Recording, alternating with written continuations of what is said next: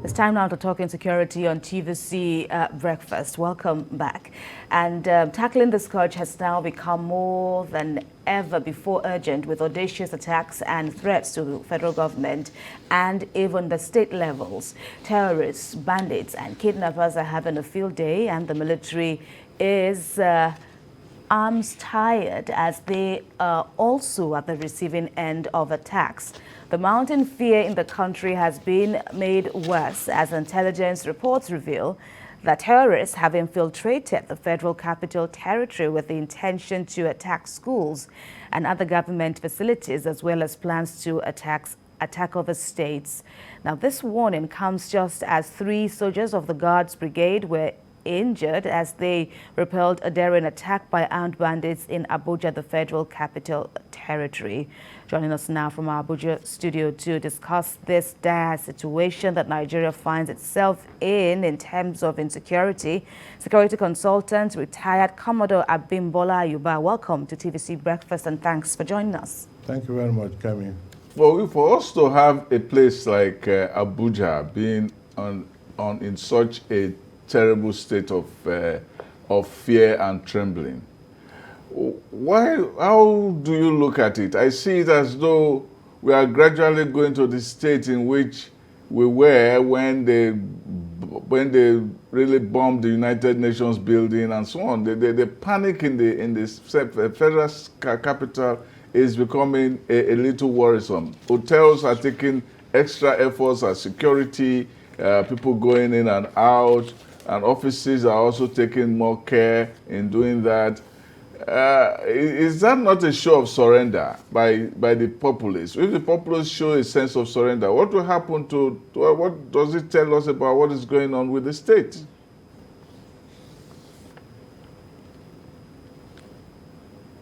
Thank you very much, Sam. What is happening to the federal capital right now is unfortunate to say the least. But the challenges are not insurmountable because terrorism, as we understand it, it's global, and of course the actors are international as well as domestic. So what we are seeing right now, it's a challenge to the security master plan and a call for action to rejig it. However, attacks like this are not alien. Advanced countries like the United States have also faced terror attacks. We all recall the famous, or the infamous rather, attack on 9/11 on the Twin Towers in New York, killing almost 2,999 plus Americans. That woke up American security system and made America go after terrorism at the global level. So coming back home, it is high time that we all, I'm calling for an all-society action against terrorism, because it appears as if it's only the military and some of the security agents that are addressing the issue. Now it is time to look at how to layer the security system better, to revisit the issue of community policing, state policing, and of course, relieve soldiers who are in virtually all the 36 states of the Federation and who need rest and recuperation, who need to be retrained, who have medical challenges. So there's a need and a call to action for everything to be reviewed, all our security architecture to be reviewed. And of course, since we do not label terrorists, they don't carry labels on their heads. It means that we have to intensify community policing. And also, we need to understand now that the security situation, management of security is not a 9-to-5 job. It should be an all-round work. And it means also that all equipments that we are going to be acquiring or we have acquired must have night capability. And of course, we need to put boots on the ground. However, that does not mean that the military has the total solution to counter terrorism. Like it is identified all over the world, and in classic cases of terrorism in Peru, in Sri Lanka, for instance, and other crimes, we need to begin to look at policing at the community level and intelligence-based action. Well, military will only have to come in when there's need. Yes, Commodore, because we have an array of questions here for you. I'm so sorry I had to interrupt you. But some will argue that our Nigerian soldiers have fought and restored peace in many parts or some parts of the continent, in Liberia, in Sierra Leone, and even in the World War II under the British colony, I think 1939. But the argument is that do our soldiers, or the crop of soldiers that we have now, do they have the right training for this kind of terrorist attacks as it stands right now? Well, from my knowledge of military training, I know that training has never been this upbeat in the history of the Nigerian Armed Forces. But you know that the military basic task is conventional warfare fighting. So they are also been intensifying training on counterinsurgency operations and also on counter-terrorism operations. And that is not restricted to the military alone. The police also recently got some training from the United Nations EOD Mine Disposal Office. It was held somewhere up north. And the issue right now is that when you are fighting an unconventional warfare, there are challenges that will militate against the application of catalytic military force in the rural society or in the civilian populace for fear of targeting the wrong people and for fear of contravening international regulations like the international humanitarian law and the law of armed conflict. So these are the dilemma. But I want to believe that moving forward, we have to now decide whether we want to declare a state of emergency on terrorism, in which case there will be some degree of introduction of martial law in some affected areas. So this is a decision that is beyond me, but it is a procedure that should have been followed.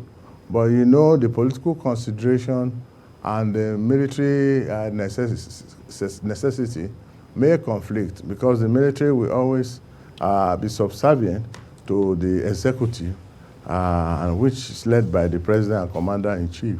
So the military will not on its own seize an initiative that it does not have. It has to follow orders, and orders have to be clear. Also, we have rules of engagement attached to operations, which need to be made more robust. And of course, there's need to rejig, like I've said earlier on. Right. So talking about the president, we've seen attacks. There's even a latest attack. This would be like the second attack now on the, security teams attached to the president. First in his hometown, Adara, Katsina State, and then latest, the one that occurred around Buhari area in Abuja. There were initial reports that the 3 soldiers of the Presidential Guard were injured, but there are now latest reports that they were killed and their bodies have even been found. What do you make of this height of insecurity?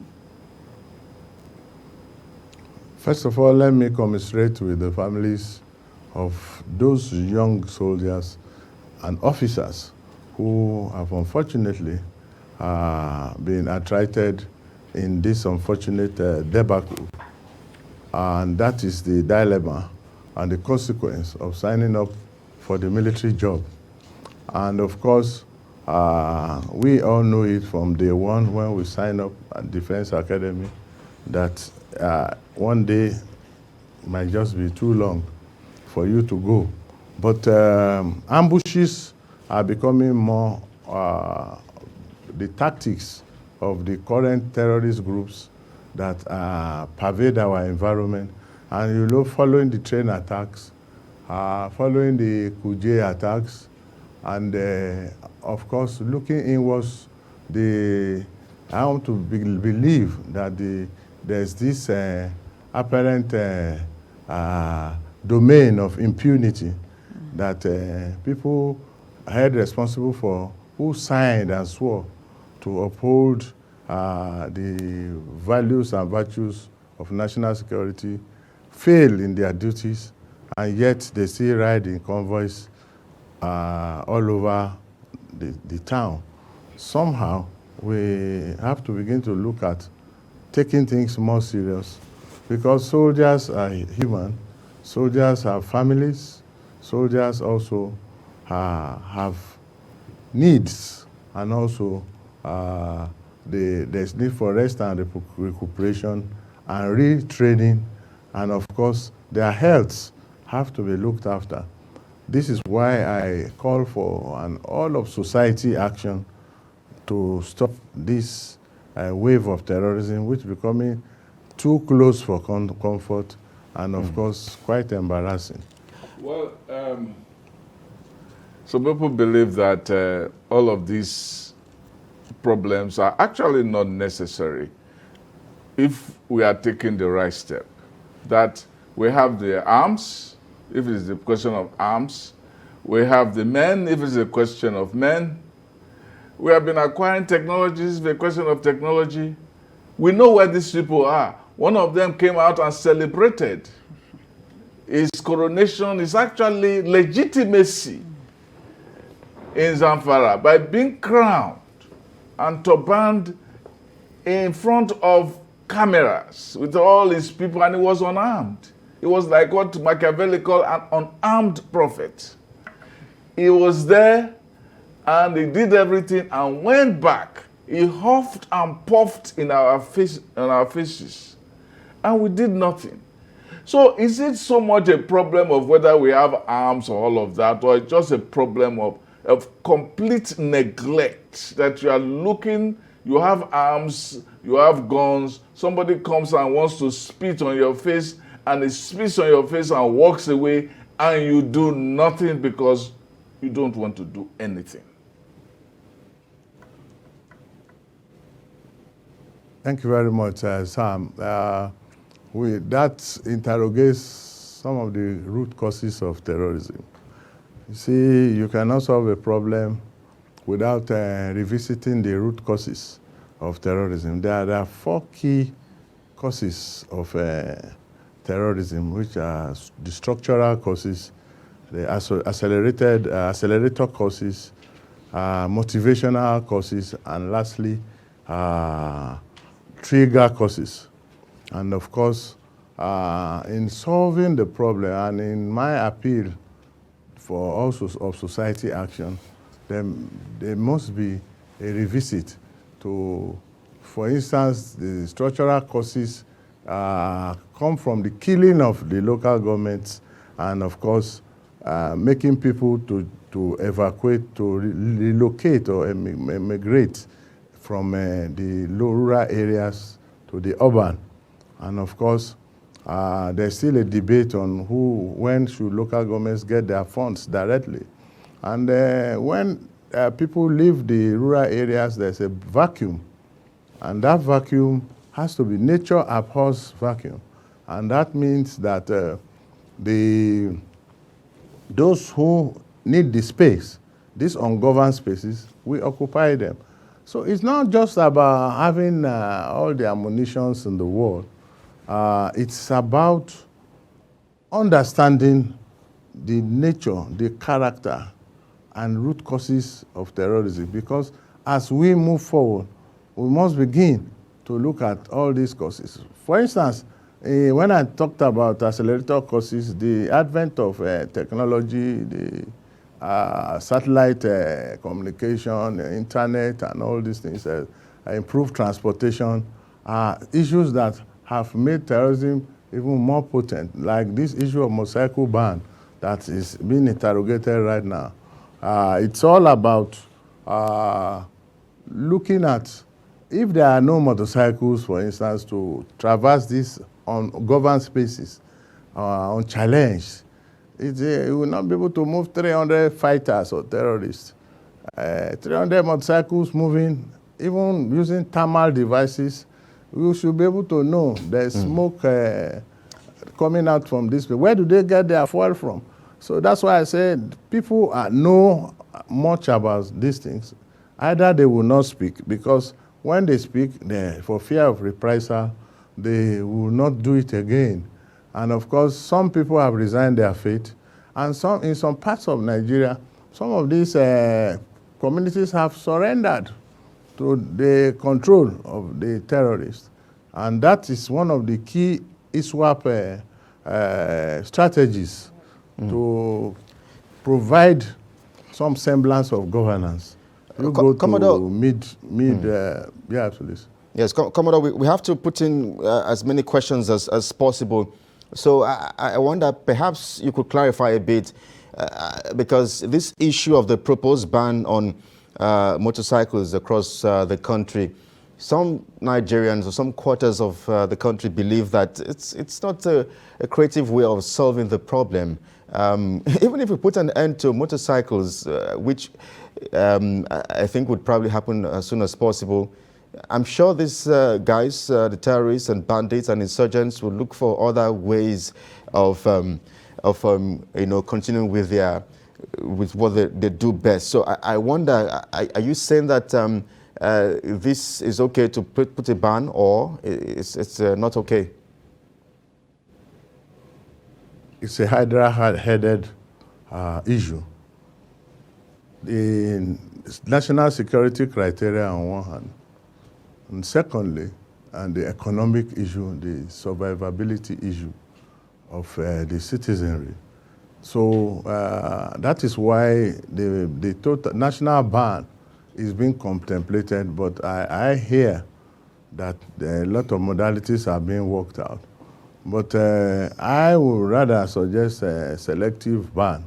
Now, some state governments have taken the initiative over the years, and we see 3 clear case studies. The case of Lagos, for instance, and there have been bans in certain areas of Lagos, and the bans are holding, and even when they tend to breach them, only last week, Governor Sanwo-Olu had to send a lot of task forces towards the port area to arrest a lot of these bikes that are breaching the state ban.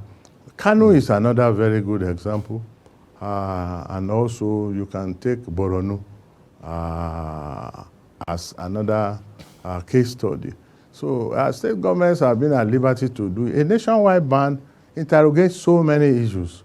How do these bikes get into Nigeria? If they are legitimately imported, it means that government has received the import duties and some others. And of course, in terms of licensing, some local governments, state governments have received revenues accruing, of course.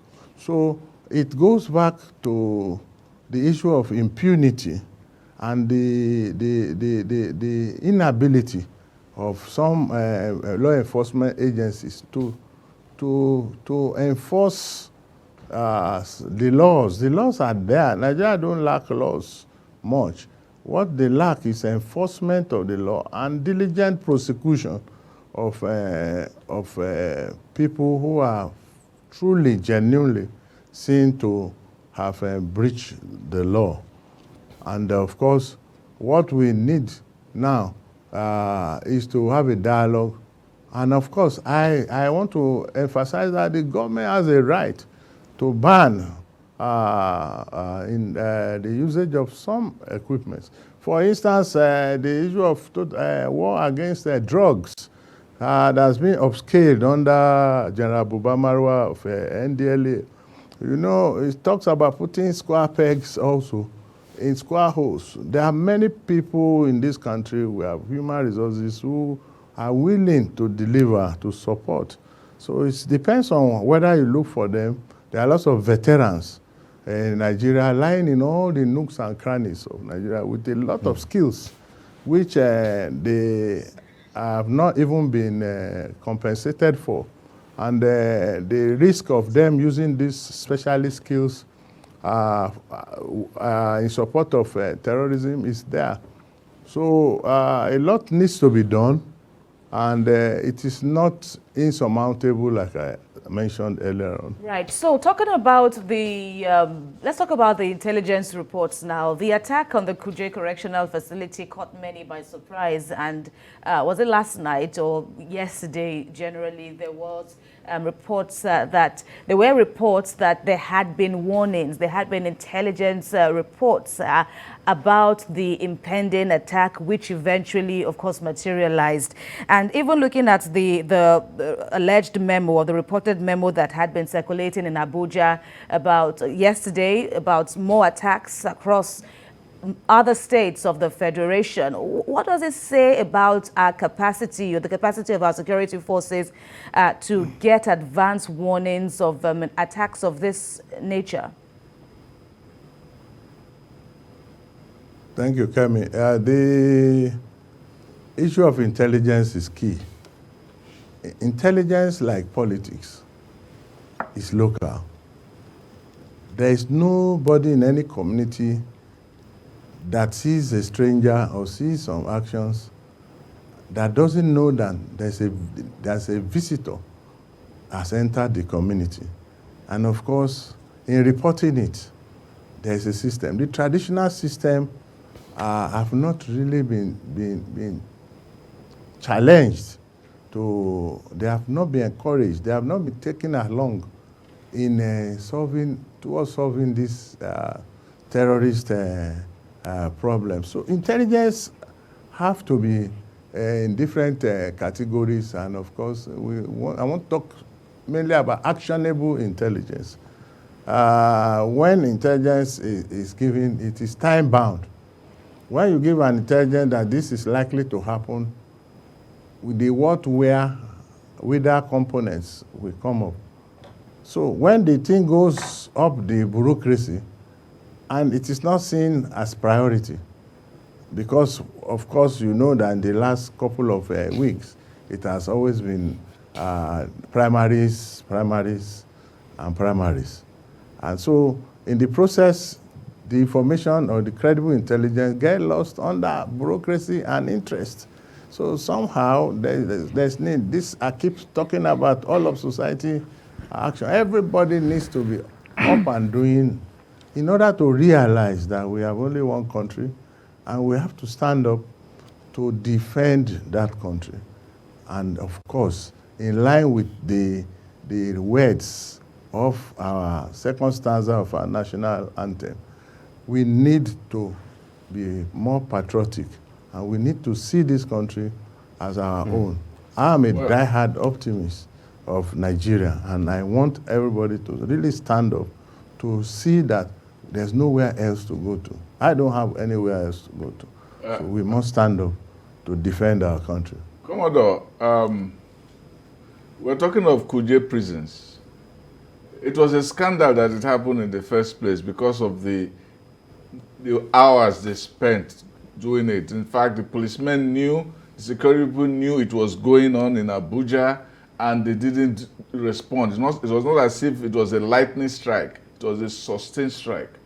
Up to today, we don't know one person that has been queried, one person that has been suspended, one person that has been fired. Yet, we say we want to protect Abuja City. What does that tell you about other places, other institutions in the city? It means that you can be lax about your job and you can be attacked and nothing happen. So the problem is the problem of leadership and even discipline at the top. Don't you agree? Oh, well, you said it all, Sam. The attack on Kuje, like you said, it wasn't as if these bandits came in on any known roads. They went into the forested areas, and of course, we keep talking about the need to develop infrastructure. If a number of troops are going to be introduced into an operational area, they will need to be moved on very good roads. But these terrorists, because they live in communities around the airport, you take a survey of the airport area of Abuja, and you see so many squalid settlements, and you wonder, even up to the runway of the Abuja airport, you see houses being put up every day. What has happened to the urban master plan of Abuja? What has happened to a security master plan of Abuja? So if there's something that, if it has been planned, has been left there for a long time, there's need to review it. And I believe that there are people who are tasked to do this, and they earn their pay from it. And when they are not doing it, it's up to the leadership. Yes. I did mention in the early part of this interview that the domain of impunity has come up to bring us to where we are right now. Mm-hmm. What the terrorists have done is just to take advantage of the space. Yes, Commodore. We are not doing security at 9 to 5. You must do it all around. And I must mention quickly that it's not the responsibility of the military to secure the prison environment. The military can only reinforce security. The prison system, because I have not seen anybody really being, I think there's a report that went up about the prison attack, but I think the moral question is for people to begin to learn how to resign when there's failure on the part of institutions. When we consider this issue of jailbreaks, the Kuje Correctional Center, we've also seen the ambushes and threats. The FCT, we understand that students have been evacuated, both public and private. But then, when we consider this kind of attacks, somehow we've said it here that it looks like these invaders somehow have insiders or insider information. So just how do we deal decisively with traitors, or those who will probably tag as the Judas Iscariots within the system? Just how can we eschew these people out? Thank you very much, Kelly. The terrorism oftentimes are motivated by ideologies. And in terms of ideology, you never tell those who deep down really support the actions of the manifest fighters, you see. There are people who fund them. There are people who provide, like you rightly said, information. So it also interrogates the need to have internal house cleaning in all our security systems. Well, how do we recruit people? What are the code of ethics? I think the laws, like I said, there's a lot of codification of code of conduct and ethics in the military where I have served. And I know that when you disclose security information to the enemy, it's punishable mostly by death. So within the internal system, there are punishments that have been prescribed. But the will to do it, the political interferences, the complexities of our society have further helped to exacerbate this kind of capacity, lowers the capacity to fish out. But I think that is the way to go. The way to go is to find out those moles within the system. And I think in the military system, for all I know, a lot of arrests have been made. So the issue is whether these kind of people are diligently prosecuted and on time to provide that deterrence for future. Operations are very key, and of course, who will tell of the movement? Somebody must have known about the movement of patrol vehicles, military movements. Of course, military will not move. They are not spirits. They will move on ground. The boots have to move on ground. And it also calls for the need for intensified, improved air operations and air operations with night capability. And the movement away from this 9 to 5 approach to work in Nigeria, especially in the city, you will observe that between the hours of 9 a.m. to about 4 p.m., that's when most of the so-called security agencies function. Most of them leave from 4, 5, and the city is left in the hands of whoever. Motorcyclists, care operators are aided by some people, and these people are not spirits. They need to be found out. If you go to every corner in Abuja now, you will see that everywhere have been turned to some kind of roadside market. Everywhere is like a motor park. That was not the way Abuja was constructed. I believe Governor Rufai, when he was minister, in fact, he want to drop his head or shout. If you compare the Rufai era with what we are seeing right now, there is lots of difference.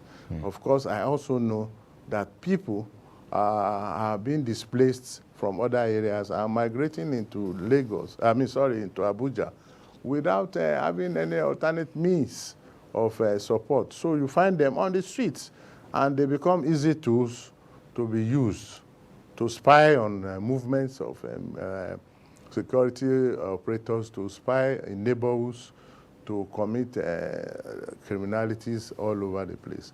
So you've also advocated, jig, as I've mentioned.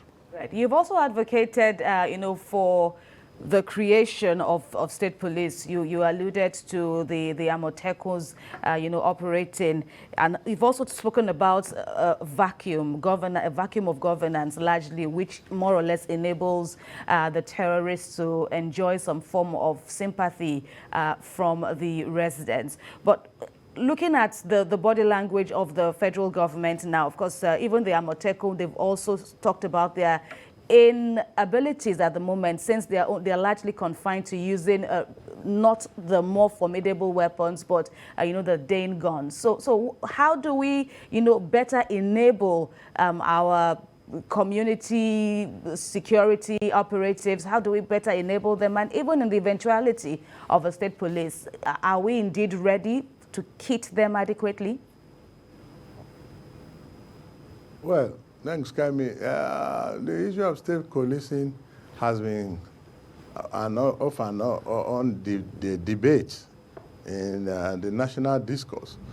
So is the issue of community policing. But really, that's the way to go. Most advanced societies encourage even policing at the ward level.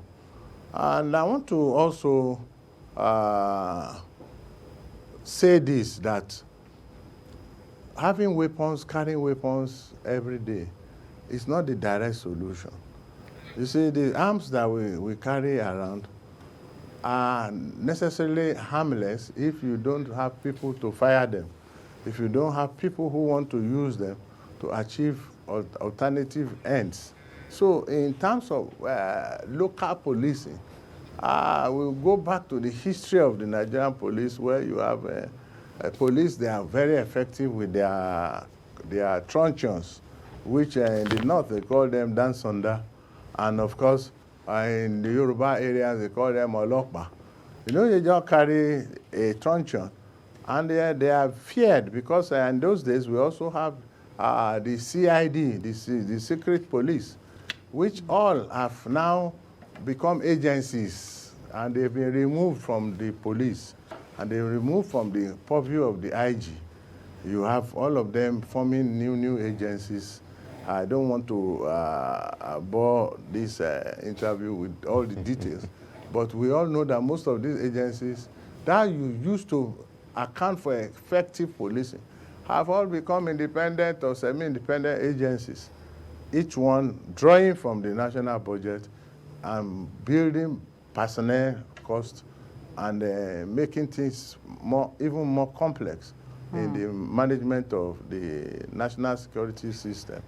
So we need to encourage the locals based on guidelines, specific guidelines, and safety valves, which need to be built in to ensure that these local police too are not easily used. Like for instance, in Osun election, I understand that the Amotekun was banned from participating in core activities of the election that took place, and that's understandable, so that to reduce the influence of the government of the day.